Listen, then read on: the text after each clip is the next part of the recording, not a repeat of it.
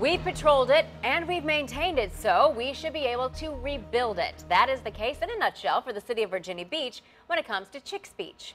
The city needs to convince a judge that for all intents and purposes, Chic's is a public beach. That way it can begin to replenish the sand.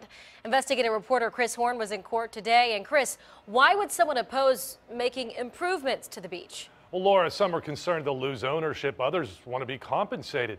Chic's Beach and even some of the surf of the bay are located on private lots. Old maps show a street that was never developed and it became the beach over time. So before it can add more sand, the city needs a ruling that Chic's Beach is public and not private. Landowner Bruce Mills is one of two who are representing themselves in court.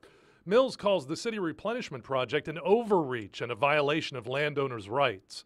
Deputy City Attorney Chris Boynton introduced several pieces of evidence to show long, uninterrupted use by the public and maintenance by the city. City engineer Philip Roars, an expert on coastal engineering, says the erosion along Chic's Beach is both chronic and critical.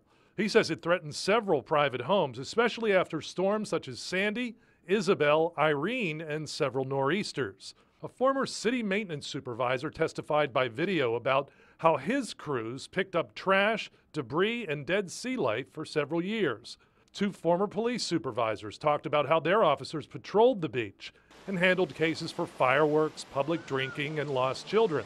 Sarah Hauk, a longtime resident of Lauderdale Avenue, described how nor'easters took a chunk of the beach each time. She said Hurricane Sandy really nailed us bad. Now, the estimated cost of the project, should the city get a favorable ruling, is between $3 and $4 million. Council would have to approve the funding and find the money. The case will continue tomorrow. We'll let you know what happens. Chris Horne, 10 on your side.